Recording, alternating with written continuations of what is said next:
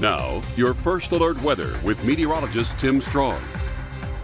Nice breeze, some sunshine, and just to the north, we're looking at radar networks still showing a tail end of that area of low pressure, bringing some showers down across the Athens, Georgia area, Elberton, right across the lake there, kind of on the northern fringe, and maybe just skirting into the border there of McCormick and Lincoln counties into Georgia and South Carolina, right there on the state line. Here's the way it looks out at SRP Park, though. What a gorgeous shot right now. 80s and continuing to climb.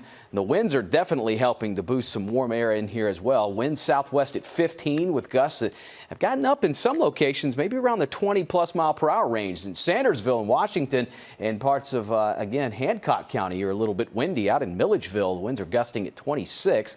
Here in Aiken and Richmond County, we've had some gusts there, maybe about 18, almost 20. Columbia, a bit breezy.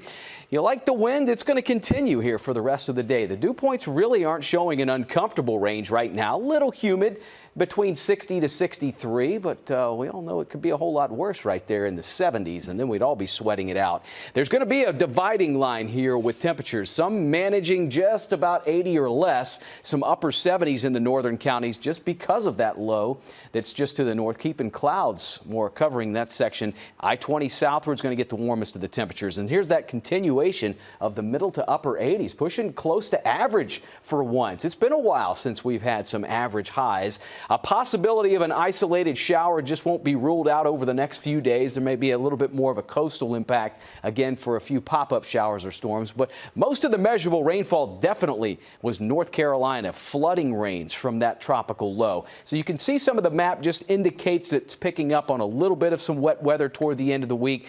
Most of that will be popping up here just around and north of our area or toward the coast. We've got the 84 to 88 range, which will be right on track here as we start getting closer and closer to the first day of autumn out of this weekend on Sunday. So here's that center of low pressure now just kind of just off to the north, but look at all the rain still spreading across Virginia, Roanoke all the way to Norfolk, Virginia, up the 95 corridor, and 81 into parts of eastern Kentucky as well. So there are impacts here, and there could be just a little light rain shower that pops in there for you around Washington, Georgia, around Wilkes County, Tolliver, Hancock.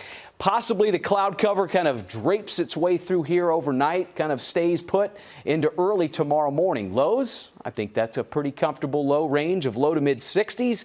We'll bring back again some 80s for tomorrow afternoon. And as we're talking about the coastal areas that may be affected, outside of Bamberg, Allendale, Hampton County, South Carolina, along I-26, I-95, just outside of Orangeburg County as well, may see a little better chance for rain than more of it being widespread in the metro. 60s are back for early Thursday morning. That same scenario kind of coming back in. Winds that look to be shifting a little bit more to the north as we head into the middle 80s. So we're just going to keep really a warm pattern of air around, but right about average. So nothing that's going to be too uncomfortable. With low to mid 80s, we'll drop into the 60s overnight, keep conditions fairly dry, other than maybe a 20% chance for a shower rumbling around here, maybe an isolated thunderstorm. We're looking dry heading into the first day of autumn on Sunday. Saturday looks great. Arts and the Heart Festival, I think right now has absolutely